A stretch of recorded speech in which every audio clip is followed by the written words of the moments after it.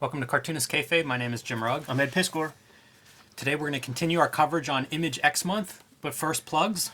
Patreon.com/Ed Piscor is where I'm serializing my Red Room comic strips. Issue 1 is up there right now. We're in the middle of serializing issue number 2 at new strips every Tuesday. $3 gets you the archive, and it is for the early adopter because it'll see a print edition in the year 2021, Jim, just a couple months from now. That would work better on Image X'd Out Month.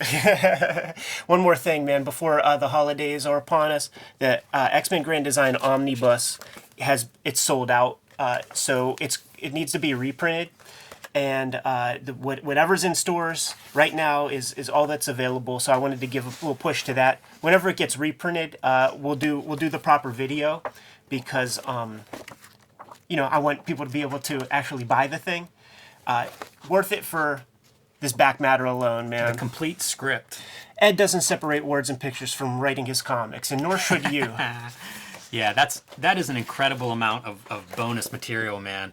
Really, really strong stuff there. So yeah, so very cool. Shouts to everybody who bought it, and if you had your eyes on it, man, get it before. And if your store is great, you may still be able to track one down in person somewhere. Yep.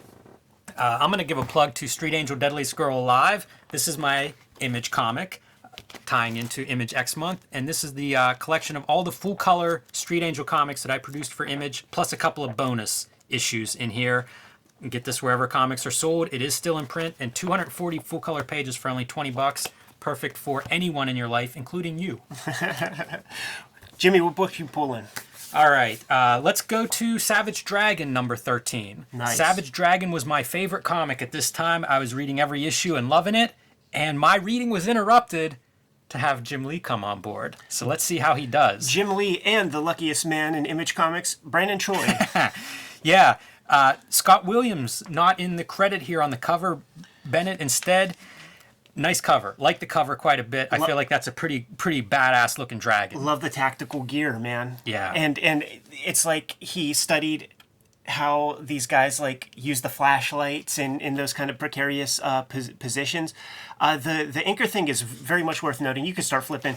It's very much worth noting because it really sells you on like what Scott Williams really brings to the table when you see some goofballs. Yeah, there's stuff. Couple of pages by Scott Williams, and we'll try to keep that in mind, but you can see it's inking by a group, and they're labeled finishes. This is the last book that Jim Lee does before going on hiatus, so it's possible that it's a little bit more in the finisher's hands to kind of put their stamp on this. But what stood out to me, we've looked at Jim Lee works recently.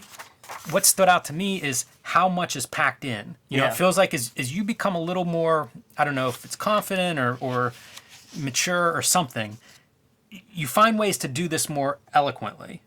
And so this is still in that stage, and maybe that's what he's doing on his hiatus, is stepping back and thinking about the mechanics of making comics, that we're going to see a different Jim Lee as he continues to progress. But this is just so full. It's almost like the camera's pulled back a little bit further than he would do in the future. And the first story here, what we see, this first scene, Grifter from Wildcats. Jim Lee brings his guy along. This is like whenever a head coach switches teams, he brings some of his favorite players and staff along with him. But they're in a Chicago restaurant where Dragon is based, and there's like an arms deal going down between some criminals there. Dragon's surveying the thing. They've got microphones. They're watching it from the van. Grifter is on the ground inside, and when the shooting starts, everybody gets involved. Yeah. Nice money shot there, man, but you almost couldn't tell with the color that they put on there.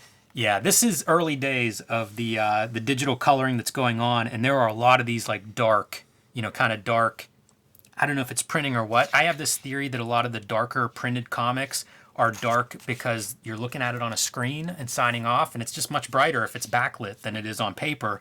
And so I wonder if that's part of what we're seeing, why some of these colors are so dark. The other thing too, like when they started putting the original like color on computer on comics, if you get even a 5% K, which is the black value, that means that black dots have to be added to your color, and that's what you get here. Like there's black value in this, there's black value in that, and it grays out your color. Yeah, that's a really good point.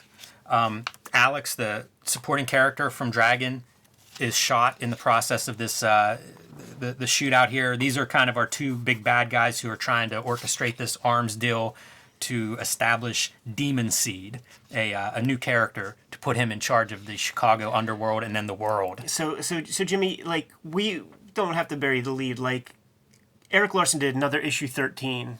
He did. And was it the same plot points here of like the Demon Seed thing, or was it just completely different? It's very different, and it actually the replacement, he does do another 13, right, which is so strange as a reader, but it ties in a little bit to his Wildcat story, which I Dragon see. makes a cameo in, and like you can see on the cover, Mighty Man, so that's an Eric Larson character too. So there's a little bit of a tie-in there, and you know, Larson made no bones about he wanted to do over 100 issues of Savage Dragon, write and draw it, comparing it to the Fantastic Four Kirby Stan Lee stuff, and so this was awkward for him. And he writes about that in the back of his Wildcats issue. He was the last Image founder to be brought into X-Month. Like, those right. guys were all just kind of spitballing and had come up with this idea before he was told about it. Jim Lee's Dragon is hit and miss with me. That's not the way the fin works. Right. Everybody would get the fin wrong for the first couple of years of Savage Dragon. I think they've all worked it out now. You know what's crazy, though? Like, go to the front cover. Not bad. Yeah, pretty good. And who knows, maybe Larson had a little more input, or Jim Lee, I don't know, was looking at something to... Right, but that is a good fin. But it's hit and miss throughout, so I'm lukewarm on the Dragon by Jim Lee. Also, like, Dragon is this cartoony kind of like way too big of a character, but that's him. That's the character. It doesn't look right. Jim Lee draws stuff anatomically pretty close, and so we need a little more exaggeration on Dragon's size. Greg Capullo did a really good one in Spawn when he crossed over. Yeah, he did. Very cartoonish. So there's your Demon Seed guy. There are these arms guys that are trying to orchestrate this deal. And there's some bullshit with this. And the bullshit is they're trying to get advanced weapons from the Ukraine. This dude, I believe, is part of like one of the alien races in Wildcats. You want advanced weapons, man? Bring them in from the alien advanced technology, right? Yeah.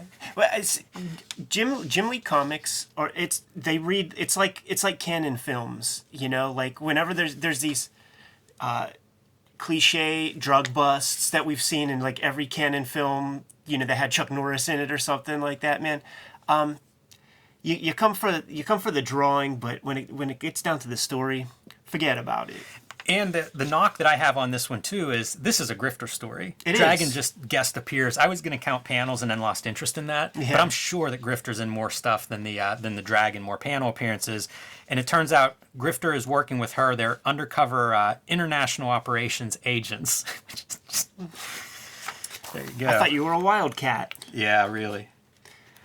Grifter recognized the one guy who was, those two dudes that are trying to sell the drugs. Well, he's also working like undercover, and they have, anytime you have a mysterious character, of course they've met before. This is Max Prophet, by the way. I'll take your word for that. Not to be confused with John Prophet from Extreme Studios. They're not brothers. They spell it differently. And FYI, there's that moon. Full Moon Fever, man. X-Month happens on the night of the full moon. Dig. Get your pin-ups.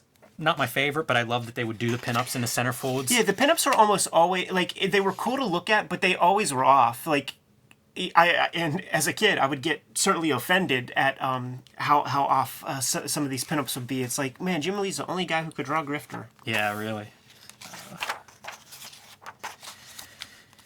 And it just feels, like I said, pretty busy. I think some of this could be chalked up to your different finishers. I'm not sure who this is, but clearly not Scott Williams doing the inking on this one. Yeah, for sure. It's the book is kind of fun for trying to see like how like the Wildstorm, inkers would do their version. Like this is probably an Alex Garner piece. What's funny, man? I sure hope it's not the. There are Scott Williams pages in here, so I think there's 17 and 18, which maybe. That might be. Yeah, I don't know.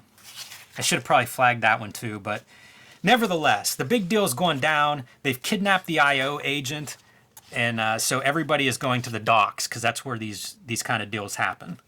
Right, exactly. I know that from Canon Film. I've seen enough Canon Films to know that's where you're trading your weapons. They own stock in wooden crates, those guys. And Max Prophet, he's been exposed. So Grifter's old buddy gets shot there. Oh yeah, speaking of wooden crates, they're of course. a couple. Gotta have those. Dragon's there, Grifter's there, and now they're teamed up. There's not a lot of storytelling in terms of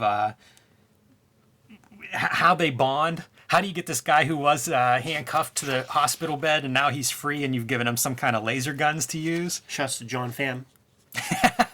I love it. But there's your money shot. This is what you want out of a Jim Lee comic. Who knows? Maybe this is the Scott Williams pages. That would make a lot of sense. Yeah, it's like, man, if I want to sell these things, man, I need to have the A-lister. This is where you see the fin not working right because it doesn't come out that way. Oh yeah, that's too much. It tapers down into the back of the neck there, and so the bad guys they escape out. Despite all of the shoot 'em ups that's going on. The guy who was selling the guns, he has them all on this ship, and they're supposed to rendezvous somewhere. So off he goes, and it's like, damn it, they got away. What's it take to catch these guys? Well, this is your high-tech weapon. It's a smart missile launcher, a smart weapon. That's really neat because I think that's random, right? Like people weren't talking about smart technology in 1994, right? There were homing missiles and stuff. Yeah, but do they call them smart weapons? Oh, what do I know? It seems pretty neat, but he shoots the smart missile. I'm sure Brandon Choi wasn't an innovator. And this is that bad storytelling. I guess that's the boat because they kind of tell us nice shot, but you don't see the boat really anywhere. It just take the word for it. And it's like you only see the dragon in the eyesight. You see it aimed at his face. It does look like he's about to shoot Dragon right in the side of the head. Yeah. And that's it. Not my favorite Dragon comic, but part of Image X month. What's nice here is it's one and done. Yeah. I don't know the last Jim Lee comic that I read that was like that, so it's kind of cool to see a complete story in there. And like I said, I think Jim Lee was on his way to a little hiatus, 1 foot out the door maybe. So not too bad. It's fun to see that old digital coloring, and then you get the classic Fanatics Savage Dragon letter column. This thing, if you were a reader, was a big piece of what you were getting. It was usually at least 4 pages, and Larson answering all kinds of questions and talking shop and sometimes talking trash, and weighs in a little bit on his thoughts on this issue, and he's a little uneasy with it because he does have this goal to do over 100 uninterrupted issues, and now what? Is he starting back at 1? Kayfabers, like, follow, subscribe to the YouTube channel, hit the bell. We'll notify you when the next vids are available. Octobriana is in stores. Plain Jane's is in stores. The Street Angel Image collection is in stores right now. That's a hell of a Christmas pile right there. Patreon.com/EdPiscor, Serialized in Red Room. Issue 1's up there now, $3. Get you the archive in the X-Men Grand Design Omnibus. It is sold out at the distributor level, man. So the stuff that's in stores right now is all that's going to be there before Christmas. So get it while it's hot. What else, Jimmy? Subscribe to the Cartoonist Kayfabe e-newsletter to keep up with everything that's going on. It'll make sure you don't miss anything that we're doing or any videos that we're posting. You can find Cartoonist Kayfabe merchandise and t-shirts at the links below this video. Newsletter links below this video as well. And I just noticed this, Ed. Jim Lee is signing off right here and saying bye.